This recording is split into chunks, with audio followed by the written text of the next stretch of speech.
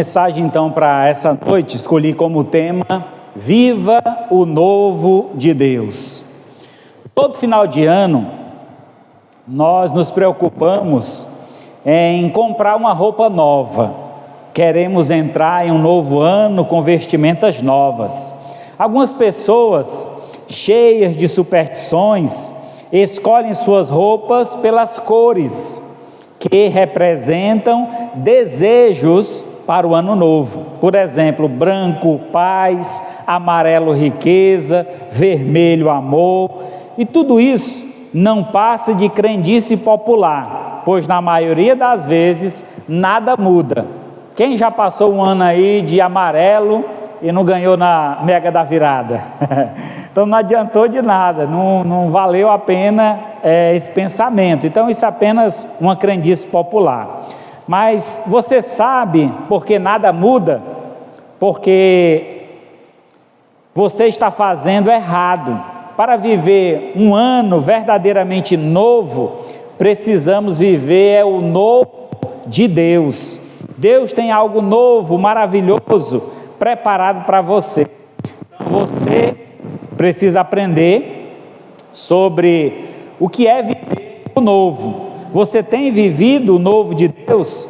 Vejamos então essa noite como viver o novo de Deus.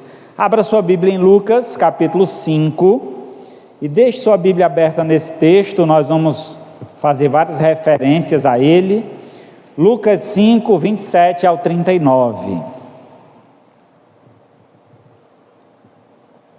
Lucas capítulo 5, 27 ao 39. Diz assim então a palavra de Deus: o chamado de Levi.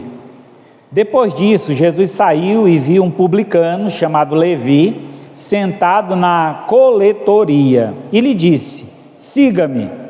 Ele se levantou, deixando tudo, o seguiu.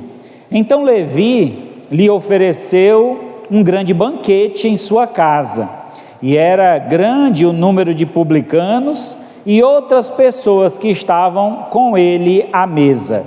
Os fariseus e os seus escribas murmuravam contra o discípulo de Jesus, perguntando: por que vocês comem e bebem com publicanos e pecadores? Jesus tomou a palavra e disse: os sãos não precisam de médicos, e sim os doentes. Não vim para chamar justos, e sim pecadores ao arrependimento. Então eles disseram a Jesus: os discípulos de João frequentemente jejuam e fazem orações, e os discípulos dos fariseus fazem o mesmo, mas os seus discípulos comem e bebem. Jesus, porém, lhe disse: será que vocês podem fazer com que os convidados para um casamento jejuem enquanto o noivo está com eles? No entanto, virá dias em que o noivo lhes será tirado, e então, naqueles dias, eles vão jejuar. Também lhes contou uma parábola que dizia: ninguém tira um pedaço de uma roupa nova para colocar sobre uma roupa velha, pois, se o fizer, rasgará a roupa nova, e além disso, o remendo da roupa nova não combinará com a roupa velha. E ninguém põe vinho novo em odres velhos, porque se fizer isso, o vinho novo romperá os odres, e o vinho se derramará, e os odres se estragarão. Pelo contrário, vinho novo deve ser posto em odres novos. E ninguém, tendo bebido o vinho velho, prefere o novo, porque diz: o velho é excelente. Oremos ao Senhor. Maravilhoso Deus, Pai Santo, louvado e engrandecido seja o Teu santo nome. Aqui estamos, Senhor, reunidos mais uma vez em Tua casa, na Tua presença, para Te louvar, para Te engrandecer, como também, ó Pai, para aprender mais e mais de Ti. Neste novo ano, ó Pai, que o Senhor nos concede, que sejamos, ó Pai, busquemos verdadeiramente viver o novo, não apenas repetir os velhos erros do passado, nos enganando, achando que algo novo vai acontecer inesperadamente.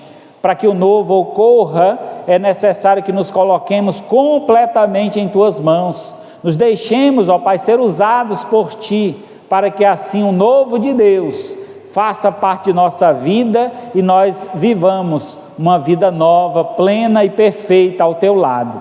Ó Pai querido, abençoa o Teu povo aqui reunido nesta noite, que neste novo dia, neste novo ano, nós tenhamos a oportunidade de viver verdadeiramente o novo do Senhor, para que assim o Teu nome seja honrado e glorificado através do nosso viver.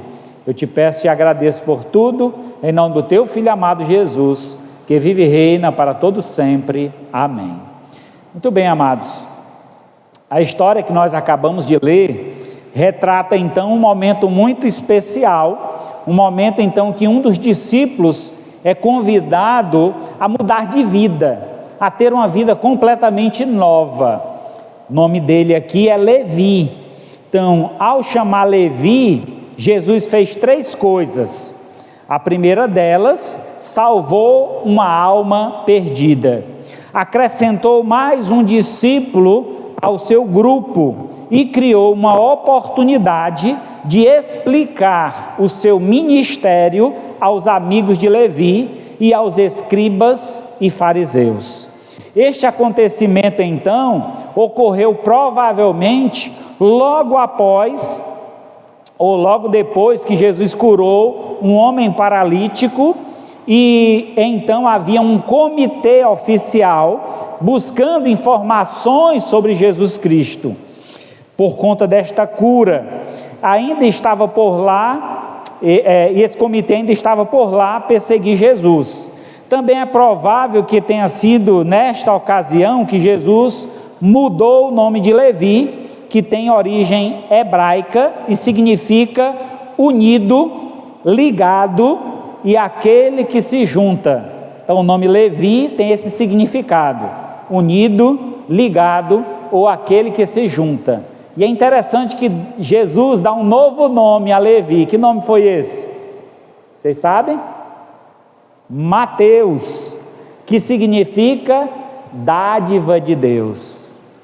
Um homem que havia se unido ao Império Romano, se tornado um publicano, um cobrador de impostos. Ele era judeu, tinha um nome judaico que simbolizava união, mas a união era com Deus, deveria ser com Deus. No entanto, Levi estava se unindo com o Império Romano e cobrando impostos do seu próprio povo. Jesus resgata este homem, tira este homem daquela posição e lhe dá um novo nome, para ele ter um novo significado de vida. Levi, a partir de agora, você se chamará Mateus, que significa dádiva, presente de Deus, um dom de Deus. Então o dom que Deus nos dá, irmão, e o exemplo através dessa história, é a vida, uma nova vida, o Senhor tem para nos dar. Essa é a maior alegria que nós temos para contar, para revelar às outras pessoas. O dom da vida nos foi dado por Deus, e por esse motivo devemos viver a nossa vida para o louvor da glória do Senhor. O texto então, em análise, que nós estamos estudando, aponta para a necessidade do homem em viver o novo de Deus. E para facilitar esse aprendizado, Jesus usa 4 figuras distintas que nos ajudará a passar pelo processo do novo. Então, para entender o significado de viver o novo de Deus, devemos observar essas figuras usadas por Jesus Cristo no texto. É interessante pedir que vocês ficassem com o texto aberto, porque vamos ter várias referências no capítulo 5. Então, no capítulo 5 de Lucas, alguns fatos ocorridos apontam então justamente para esse cuidado de Deus sobre o seu povo e o desejo de Deus que nós vivamos uma vida plena, uma vida perfeita, uma vida cheia de alegria. Vejamos então quais são estes sinais ou quais são estas figuras. A primeira delas é a figura do médico, no capítulo 5, verso 31 e 32. Diz assim o texto, Lucas 5, 31 e 32. Jesus tomou a palavra e disse: os sãos não precisam de médicos, e sim os doentes. Não vim para chamar justos, e sim pecadores ao arrependimento. Amados, quando é que nós procuramos um médico? Quando reconhecemos que estamos enfermos, que estamos tendo algum sintoma, alguma situação que nos aflige. Então, por esse motivo, buscamos ajuda médica. Jesus é questionado, e o questionamento vem na base de que, por que então que ele se sentava e comia junto com pecadores?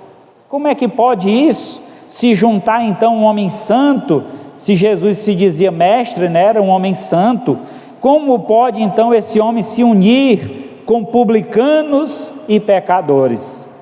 Jesus então se coloca na posição de um médico, disse: olha, eu sou um médico espiritual, eu vim para trazer cura, e a cura que eu venho trazer, é necessário que você entenda que você está enfermo para alcançar essa cura. Então nós só conseguimos alcançar cura de alguma enfermidade quando conseguimos detectá-la, entender que estamos afetados por tal enfermidade. E que enfermidade é essa? Que aponta a necessidade de buscarmos o médico Jesus. É o pecado, irmãos. O pecado tem afligido toda a humanidade. A Bíblia diz que todos pecaram e carecem da glória de Deus. Todos nós precisamos de Jesus Cristo. Todos nós precisamos de Deus. Aqueles homens religiosos que eram os publicanos os fariseus e os escribas. Escriba, irmão, eram aqueles que eram responsáveis em fazer cópia das escrituras, por isso eram chamados de escribas. Então estes homens, eles eram conhecedores da lei, tinham a Bíblia sempre próximo de si, tinham escritos da Bíblia sempre junto de si. Então eram homens que deveriam identificar mais facilmente, mais rapidamente uma enfermidade. Então, lamentavelmente, eles estavam também enfermos, estavam também cegos, pois não conseguiam enxergar suas próprias necessidades, a necessidade de Deus. Aqui então Jesus aponta e diz que, se eu estou aqui, há uma necessidade. Estes homens são pecadores e eles estão reconhecendo seus pecados, e por este motivo eu vim para trazer cura. Por isso precisamos, irmãos, sempre estar fazendo uma autoanálise. Como foi minha vida em 2025? O que eu fiz da minha vida? Como eu usei dos meus dias, das horas que tive para glorificar o Senhor? Eu fui falho nisso, fui falho naquilo, pronto. Em 2026 vai ser diferente, porque eu entendi aonde eu falhei, e agora eu vou fazer de outra forma, fazer diferente. Aqui, irmãos, no capítulo 5, lá no início do texto, temos aquela história bastante conhecida dos irmãos, que é a pesca maravilhosa, onde os homens passaram a noite toda pescando e nada apanharam, até que Jesus aparece e indica onde estavam os peixes e manda ele lançar as redes. E eles lançam as redes e puxam tantos peixes que o barco não suporta, e eles chamam outros barqueiros para ajudar a tirar a rede e os peixes do mar. E ali foi um momento de grande aprendizado para aqueles homens, porque ao findar daquele momento, o Senhor os chama, e os chama para uma nova vida. Eles deixariam de ser pescadores de peixes e passariam a ser pescadores de homens. Uma mudança aconteceu, uma transformação foi operada através do médico Jesus, e nós precisamos também chamar Jesus para junto de nós. Para os escribas e fariseus, Mateus e os seus amigos eram pecadores, condenados, mas para Jesus eram pacientes, espiritualmente enfermos, que precisavam da ajuda de um médico, fato que ele ilustrou ao purificar um leproso e a curar também um paralítico. Aqui no capítulo 5, nós vemos lá no verso 12, a cura de um leproso, e no versículo 17, a cura de um paralítico. Então Jesus já havia operado 2 milagres anteriormente. Esses homens estavam questionando esse poder de Jesus, e agora Jesus tem a chance e a oportunidade de mais uma vez trazer cura espiritual. Então o pecado é uma doença, começa pequeno, imperceptível, vai crescendo em segredo, enfraquece o indivíduo, e se não for curado, é fatal, porque leva à morte. Diz as Sagradas Escrituras: a alma que pecar, essa morrerá. É terrível ver uma doença matar o corpo, mas ainda mais terrível quando o pecado condena a alma ao inferno. Vejamos Romanos 5,12, diz o seguinte: portanto, assim como por um só homem entrou o pecado no mundo, e pelo pecado a morte, assim também a morte passou a todos os homens, porque todos pecaram. Então o pecado está alastrado na humanidade, não há um justo, nenhum sequer, todos se desviaram, e a uma se fizeram inúteis, não há quem busque a Deus, não há nenhum sequer. Então nós estamos perdidos e precisamos de alguém que nos traga salvação. Aqui o texto então diz que este pecado entrou no mundo através de um homem, que é Adão, e Adão representava toda a humanidade. Ele foi criado à imagem e semelhança de Deus, e ao pecar, contrai então este mal em seu coração, e este mal passa a toda a sua descendência, que somos nós. A morte então passou a todos os homens, porque também todos os homens pecaram. Não somos condenados pelo pecado de Adão, mas pelos nossos próprios pecados. Para viver então o novo de Deus, precisamos nos livrar da prática do pecado.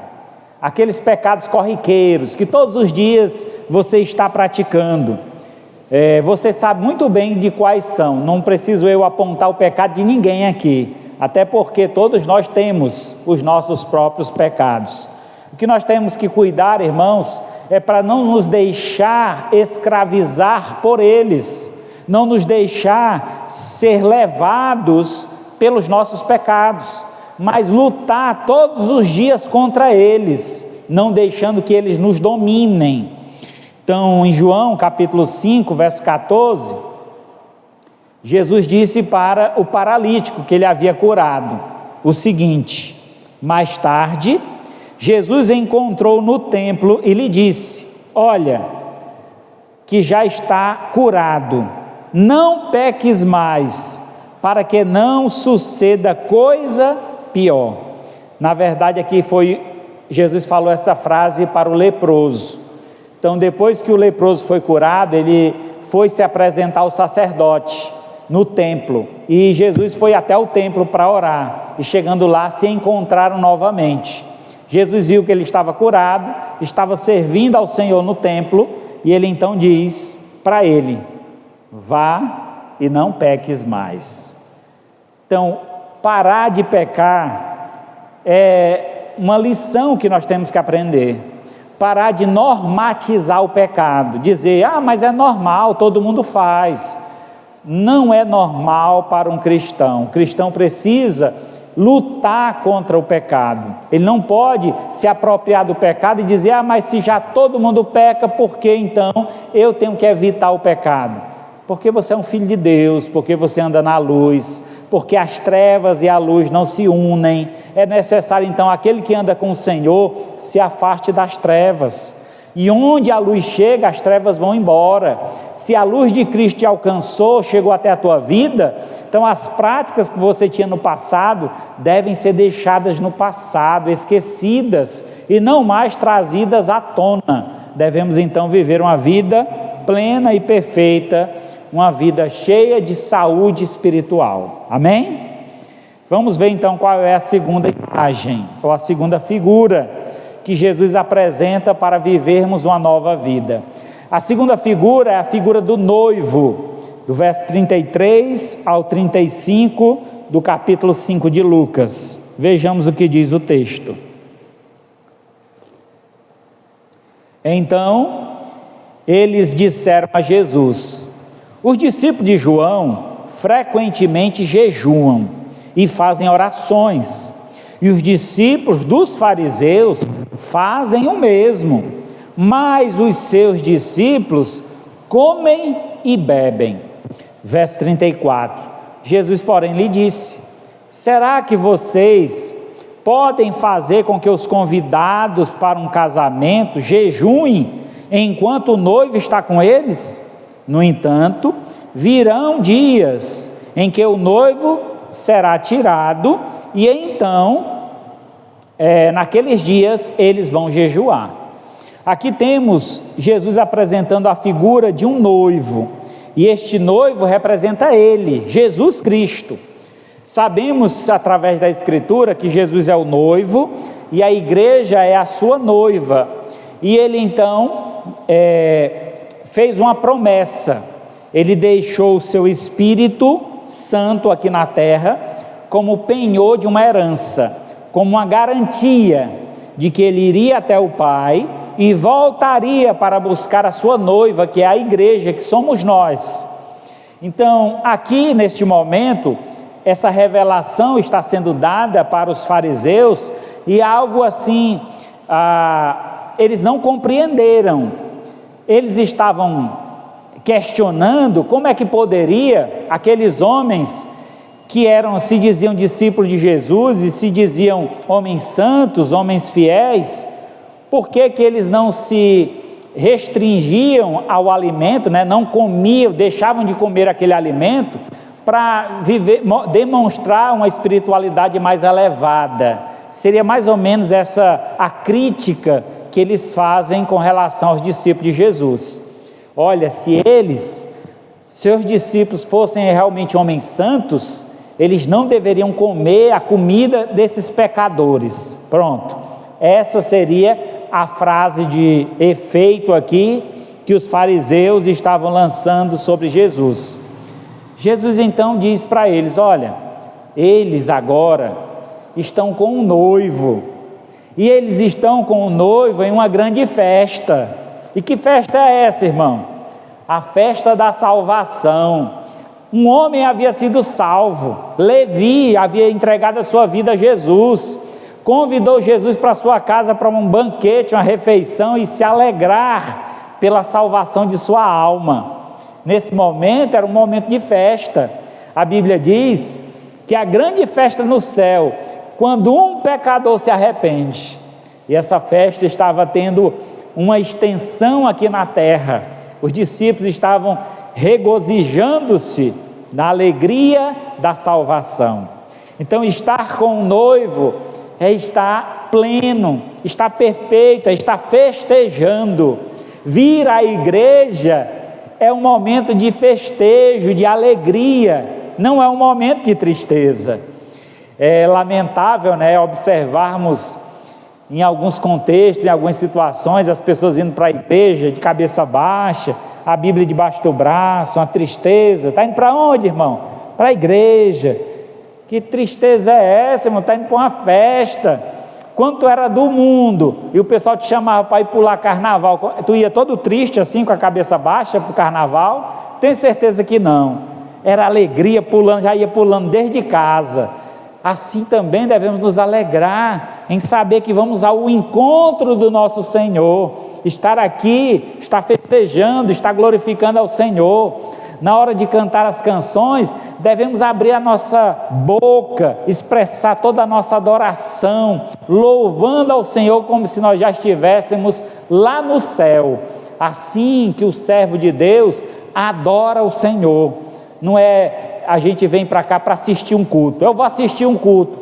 Você assiste filme, novela, culto a gente presta a Deus. Eu vim aqui para prestar um culto a Deus, oferecer o melhor que eu tenho ao Senhor, e eu vou adorá-lo como Ele merece, com toda a honra e com toda a glória. Esse é o lugar do noivo, e onde o noivo está, é um lugar de alegria, de festejo. Não era apenas os amigos dos discípulos que se encontravam, não eram apenas os amigos dos discípulos que incomodavam os escribas e fariseus, mas também sua evidente alegria ao ter a comunhão com Jesus e com os convidados. Temos a impressão de que a prática da religião não dava muita alegria aos fariseus. Parece, aparentemente, que os fariseus, eles tinham uma religião triste, era uma religião de sacrifício, era uma religião de sofrimento, tanto que eles instigavam isso às outras pessoas, a se sacrificarem, a padecerem, a passarem necessidade, a jejuarem constantemente. Jesus Cristo até em uma ocasião, não lembro a passagem agora, mas no Novo Testamento diz que quando nós jejuarmos, devemos lavar o rosto para que ninguém perceba. Já os fariseus, eles faziam questão de jejuar e ficar com aquela cara caída, os olhos fundos, para demonstrar humildade, que era só mesmo da cara para fora, para dentro o coração cheio de maldade, não tinham nenhum interesse em louvar e engrandecer o nome do Senhor. O jejum é uma prática excelente, irmãos, maravilhosa, de comunhão com Deus, tanto é boa para o nosso espírito, quanto é boa também para o nosso corpo. Então hoje tem se tornado uma prática muito comum no meio de atletas, pessoas que estão aí buscando um corpo ideal, pessoas estão fazendo jejum intermitente. Então é uma prática comum, mas no passado era uma prática religiosa. As pessoas faziam isso com o intuito de se sacrificar para Deus em busca de um favor, ou mesmo para agradecer a Deus por algo que tinham recebido. Então o jejum servia para isso. E eles então usam essa prática para questionar Jesus. Seria essa a hora de jejuar? Em um jantar especial de celebração e alegria? Com certeza não. Então a colocação que é feita é inadequada, fora da realidade, fora do momento correto. Por esse motivo Jesus repreende. Eles eram homens tristes. Jesus foi um homem de dores, como diz lá em Isaías 53:3. Mas também ele foi um homem de alegria. Lá em Lucas 10:21 ele expressa essa alegria. Em João 15:11 ele se alegra com os pecadores que se arrependem. Ele se alegra em saber que a sua palavra estava alcançando multidões. Ele se alegra em saber que eu e você negamos a nós mesmos para servi-lo e obedecê-lo. A alegria do Senhor é a nossa força. A alegria do Senhor é que nos motiva a viver mais e mais, servindo e agradecendo a este Deus. As festas de casamento dos judeus duravam em torno de uma semana e eram ocasiões de grande alegria e celebração. Ao usar então essa imagem do noivo, Jesus estava dizendo a seus críticos: eu vim para fazer da vida uma festa de casamento e não um funeral.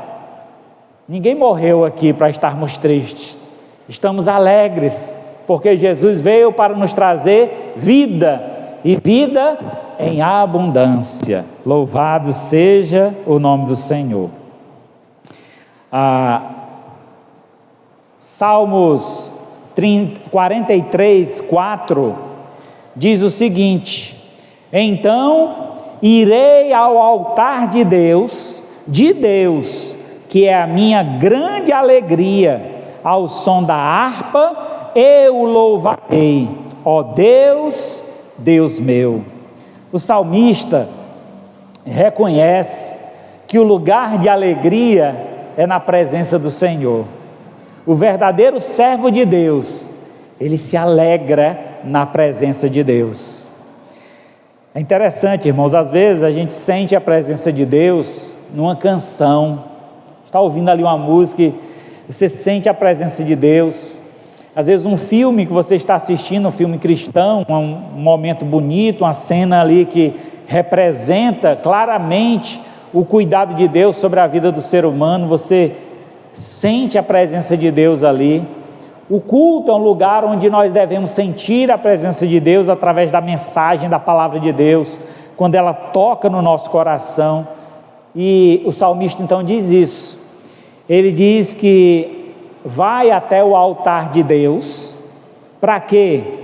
Para alcançar a alegria, a satisfação. Então a minha alegria está no altar do Senhor, e através do som da harpa eu louvo ao Senhor. Para viver então o novo de Deus, é preciso encontrar alegria em sua presença. Busca o Senhor, irmão, busque ao Senhor. A palavra de Deus diz: buscar-me-eis e me achareis, quando me buscardes de todo o vosso coração. Lembro muito assim de pessoas que já comentaram comigo, de ir à igreja em busca de Deus, e sair daquela igreja vazia espiritualmente. Rapaz, eu fui à igreja, mas a mensagem não me tocou. Mas será que realmente você veio à igreja para buscar o Senhor? Porque quando viermos à igreja com esse propósito, o Senhor sempre tem uma palavra para nós. O Senhor sempre fala ao nosso coração. Às vezes é nós que estamos desconectados, por isso não conseguimos ouvir a voz de Deus. Então, para que eu possa verdadeiramente me alegrar, eu devo buscar o Senhor, e essa alegria está em estar na presença de Deus. Salmo 122, verso 1: alegrei-me quando me disseram, vamos à casa do Senhor. Aqui no capítulo 5, verso 25 e 26, diz o seguinte, na cura do paralítico, veja só o que diz a palavra, Lucas 5, 25 e 26, imediatamente ele se levantou diante de todos, e pegando o leito em que até então estava deitado, voltou para casa, glorificando a Deus, e todos ficaram muito admirados, davam glórias a Deus, e cheios de temor diziam, hoje vimos coisas extraordinárias. Irmão, que maravilha, né? Jesus operou um milagre com um paralítico, e naquele momento a alegria tomou conta daquele lugar. Imagine você por anos e tempos prostrado em uma cama, e de uma hora para outra seus amigos decidem, hoje nós vamos te dar uma vida nova. Mas como assim? Nós vamos te levar para um lugar especial. Levaram aquele homem até a presença de Jesus, e quando chegaram lá, estava lotado. Eles tentaram entrar pela porta, não deu certo, tentaram entrar pela janela, também não deu, subiram por trás, destelharam a casa e desceram o leito daquele homem, diante da presença de Jesus, e naquele momento Jesus curou aquele paralítico. Mas Jesus disse para aquele homem, olha, toma o teu leito e anda, vai para casa. Por que Jesus mandou ele fazer isso? Tomar o leito, para ele não esquecer de onde ele saiu, da situação que ele estava, uma vida completamente morta, triste, mórbida, e Jesus estava dando a ele agora a alegria plena, perfeita, porque a alegria plena e perfeita é a alegria da salvação. Se alegre com a salvação que Deus te deu, se alegre com o sacrifício que Cristo fez por você naquela cruz.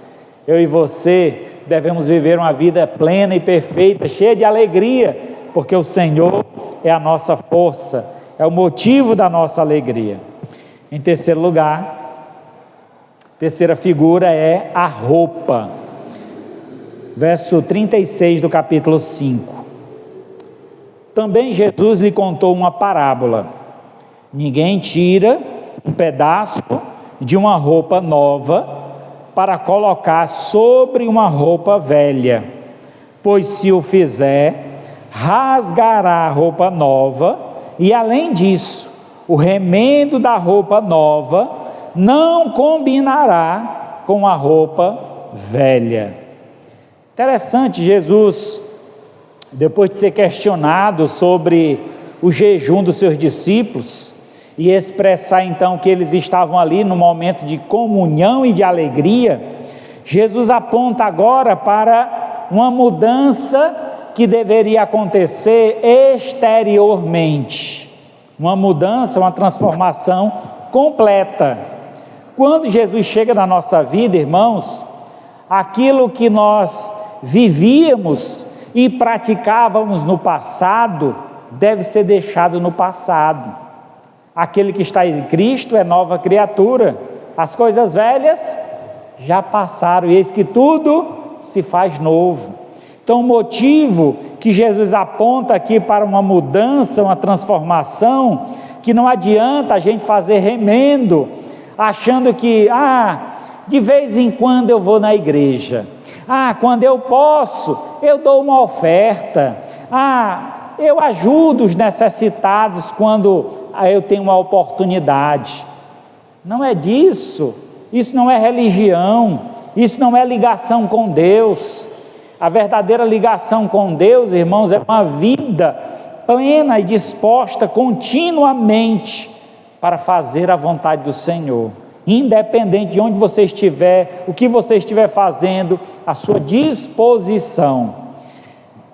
Aqui a história conta que Jesus foi convidado, haviam publicanos e pecadores juntos numa casa. Era cultural daquela época, quando se trazia alguém para comer em sua casa de importância, de renome, deixar as portas abertas, para que quem não tinha sido convidado pudesse contemplar aquele momento. Então a casa estava cheia, os fariseus os fariseus e os escribas estavam de fora da casa, não haviam sido convidados, mas lá de fora eles estavam interagindo, querendo se meter na conversa que estava acontecendo dentro da casa. Então veja só como é essa situação. Então os fariseus eram pessoas que repreendiam o mal nos outros, mas não conseguiam enxergar em si o mal que estava em seus corações. Eles queriam tirar o cisco do olho das pessoas, não conseguiam enxergar a trave que estava no olho deles. E a religiosidade, irmãos, causa isso na gente. A gente começa a ver erro nos outros, e não conseguimos olhar para nós mesmos.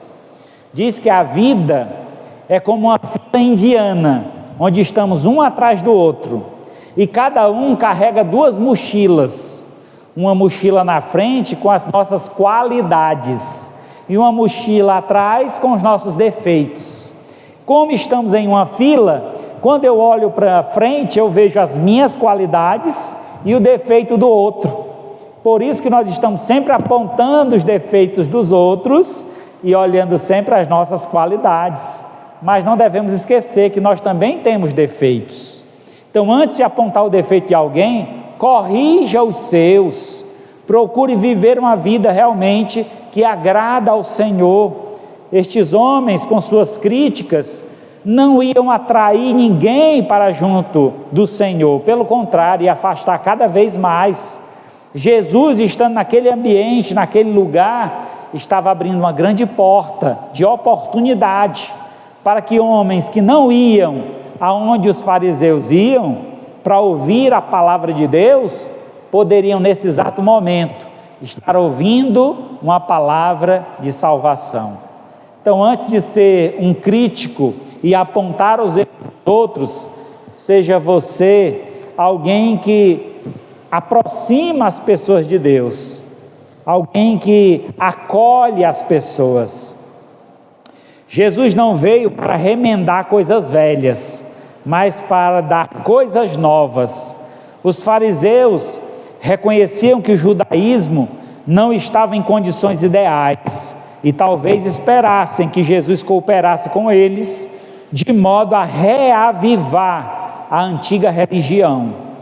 Porém, Jesus mostrou a insensatez dessa abordagem ao fazer um contraste entre duas roupas, uma roupa velha e a outra nova. Se cortarmos um pedaço de uma roupa nova para costurar numa roupa velha, as duas ficarão imprestáveis.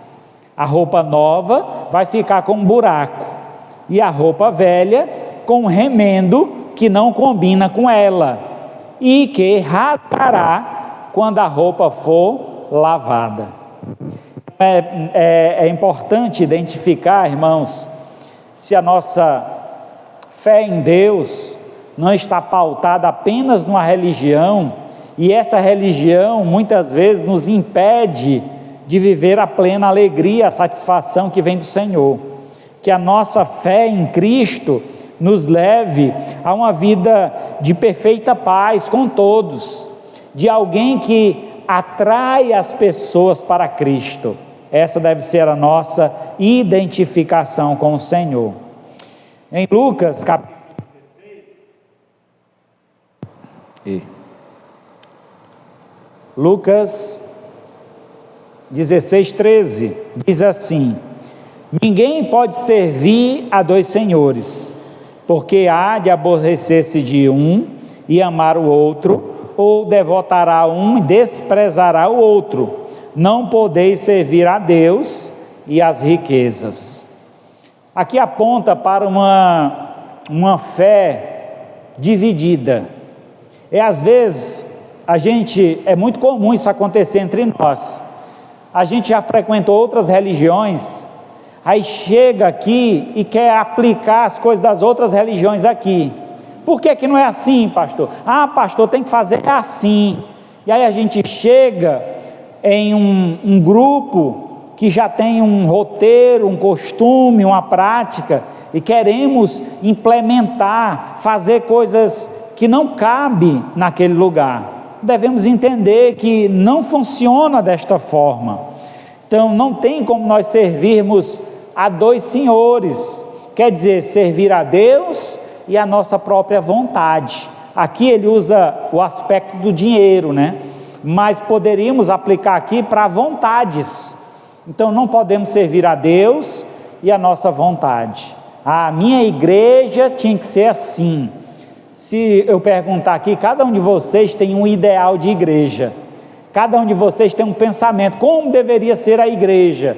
Só que a igreja ela já tem o seu legado, o seu padrão, a sua forma de adoração. Então nós devemos nos adaptar, nos encaixar, servir a Deus da forma como Ele nos chamou, no lugar onde Ele nos colocou, e assim devemos adorá-lo como Ele merece, não dividido, não questionando ou duvidando daquilo que é ensinado, daquilo que é pregado. Muito pelo contrário, devemos ter a disposição para aprender e nos adaptar a este novo aprendizado.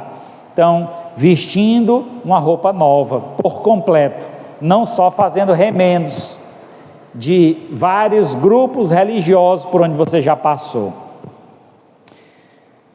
Para viver então o novo de Deus, é preciso vestir-se de vestes espirituais. Efésios 6,11 diz assim: revesti-vos de toda a armadura de Deus, para poderdes ficar firmes contra as ciladas do diabo.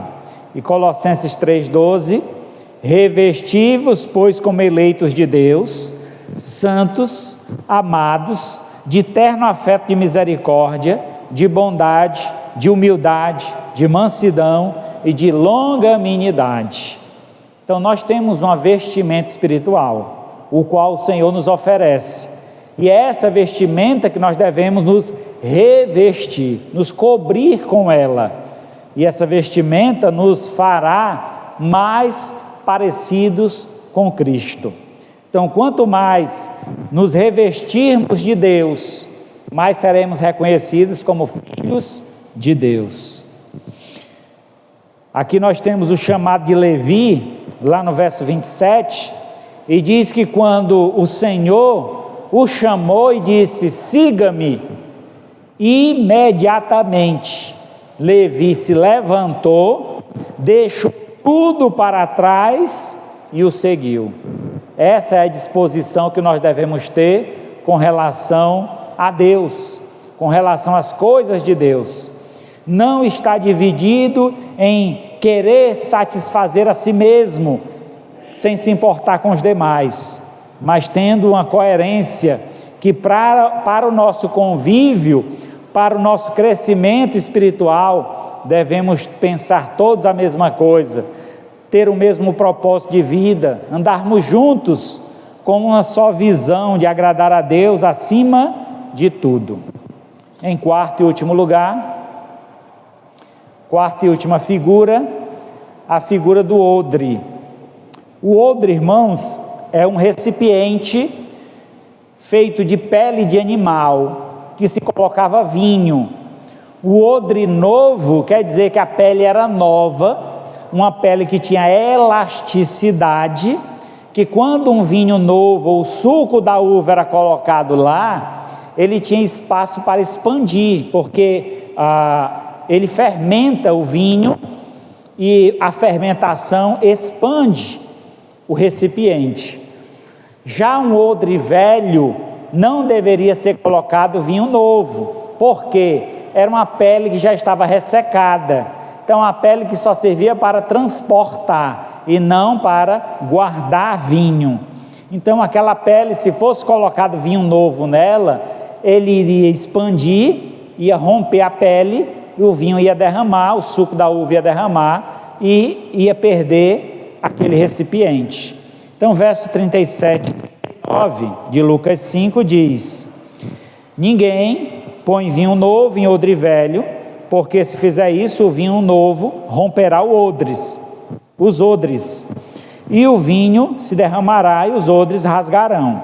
Pelo contrário, o vinho novo deve ser posto em odre novo. Ninguém, tendo bebido o vinho velho, prefere o novo, porque diz: o velho é excelente. Aqui temos Jesus usando uma figura bastante interessante, que é o odre. E o odre nos traz então a figura, na verdade o vinho que é colocado no odre, traz a figura do Espírito Santo de Deus, que é colocado em nós. Quando o Senhor partiu para a eternidade e enviou o seu Santo Espírito, Ele afirmou que o seu Espírito habitaria em nós. Este Espírito, ele precisa de espaço, ele precisa expandir em nós. Nós devemos dar lugar ao Espírito Santo de Deus. Então, para crescermos na fé, para vivermos uma vida nova, uma vida plena, uma vida cheia de alegria, devemos viver cheios do Espírito Santo de Deus. O Espírito no Antigo Testamento, ele vinha e capacitava os homens para determinadas obras, e depois saía dos homens. Mas já no Novo Testamento, o Espírito nos foi enviado para habitar em nós. Nós agora somos a habitação do Espírito Santo de Deus. Então veja que privilégio nós temos de o Espírito de Deus habitar em nós. Por esse motivo, então, devemos nos purificar de todo mal, devemos estar sempre renovados à esperança da vida eterna, renovados na esperança de que o melhor está por vir, e tantas coisas e outras que nos é reservada pelo Senhor. Se o vinho novo, não fermentado, for colocado em odres velhos e quebradiços, a pressão do gás fará com que se rompa, e não haverá como aproveitar nem a bebida, nem os odres. Uma nova vida no Espírito não poderia ser forçada para dentro de odres velhos do judaísmo. Então aqui Jesus faz uma crítica quanto aos judeus, que tinham uma prática religiosa tão petrificada, tão ressecada, que não conseguiam expandir com o ensinamento da salvação das almas perdidas, com o ensinamento da vinda do Espírito Santo. Sendo assim, eles iriam quebrar, iriam se perder, e Jesus agora estava aproveitando estes novos que se aproximavam dele para pregar este evangelho da salvação, porque eles estavam prontos para se expandir e anunciar essa palavra às demais nações. Verso 33 e 34, aqui é questionada então a comunhão. Diz lá no verso 33, os discípulos de João frequentemente jejuam, fazem oração, os discípulos fariseus fazem o mesmo, mas os seus discípulos comem e bebem. Jesus, porém, disse: será que vocês podem fazer com que os convidados do casamento jejuem enquanto o noivo está com eles? Então, a comunhão, irmãos, é a expansão do reino de Deus. Quanto mais unidos estivermos, mais longe o evangelho vai alcançar. As pessoas vão olhar para nós e desejar viver a nossa vida, viver o novo de Deus. Mas se vivemos separados, afastados, brigados uns com os outros, que vida é essa? Como vamos atrair outras pessoas para a presença de Deus? Então é necessário que tenhamos uma vida transformada, e também esta vida ela seja vivida em plena comunhão. Veja o que diz 2 Coríntios 6, 14 a 17: não vos ponhais em jugo desigual com o incrédulo. Portanto, que sociedade pode haver entre a justiça e a incredulidade? Ou que comunhão com a luz e as trevas? Que harmonia entre Cristo e o maligno? Ou que união do crente com o incrédulo? Que ligação há entre o santuário de Deus e os ídolos? Porque nós somos santuários do Deus vivente. Como ele próprio diz: habitarei e andarei entre eles, serei o seu Deus, e eles serão o meu povo. Por isso, retirai-vos do meio deles, separai-vos, diz o Senhor, não toqueis em coisas impuras, e eu vos recebereis. Paulo está aqui trazendo uma instrução aos coríntios com relação à comunhão, ou a estar unido com o incrédulo. Jesus, quando se aproximava de alguém que não era, digamos assim, não havia entregue sua vida a ele ainda, ele chegava com um propósito, com a oportunidade de influenciar na vida daquela pessoa, como por exemplo a mulher samaritana.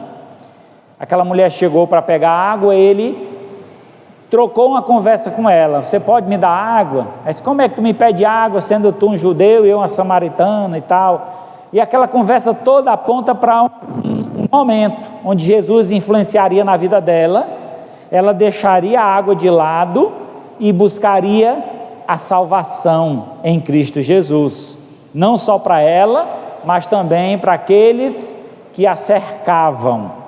E isso, irmãos, aponta então justamente para o nosso compromisso com o Senhor. Sendo nós cheios do Espírito Santo, devemos influenciar outras pessoas a buscar a presença de Deus. Essa influência deve partir de nós, e não nós sermos influenciados pelo mundo. Eu fui chamado para uma festa tal, eu vou, mas eu vou para fazer a diferença, para chegar lá e as pessoas olharem para mim e dizer: rapaz, é diferente essa pessoa, né? E é um diferente bom, não é diferente ruim, é um diferente agradável, é um diferente que atrai. Está lá todo mundo bebendo e a alegria está naquela bebedeira, e você entender que eu não preciso daquilo para ficar alegre. Eu tive a oportunidade agora no final do ano de passar com os vizinhos aqui da rua, e estava na casa deles, e o rapaz comentando comigo: pastor, como é maravilhoso, eu passei toda essa passagem de ano sem beber. Anos atrás, enchia a minha cara de bebida, e no outro dia estava de ressaca, cansado, destruído, não aproveitava a minha família, entrava o ano completamente desmotivado.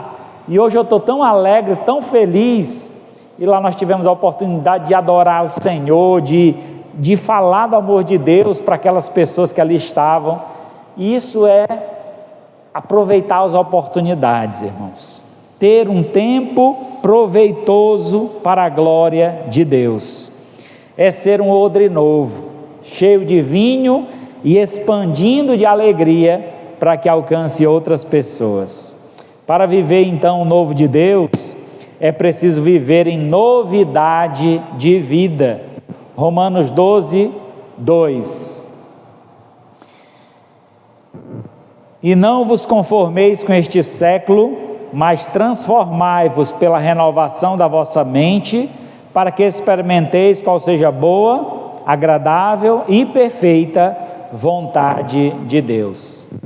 Não entre na forma do mundo, faça diferença onde você chegar, seja luz, fale do amor de Cristo para as outras pessoas, se encha do Espírito Santo de Deus e transborde de alegria para que outras pessoas também recebam desse Espírito, e assim estaremos vivendo essa nova vida em Cristo Jesus, uma vida transformada pela renovação da nossa mente, porque aprendemos a verdade e andamos na verdade. Nada me adianta ser um ouvinte da verdade se eu não me tornar um praticante dela.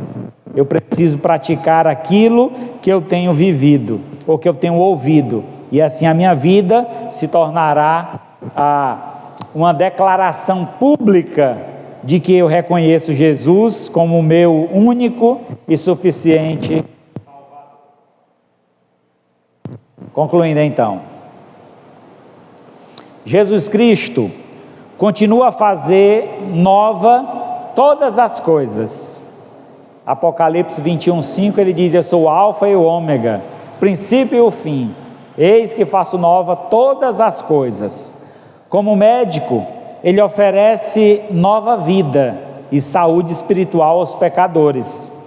Como noivo, traz um novo amor, alegria, também dá vestes de retidão e vinho do Espírito.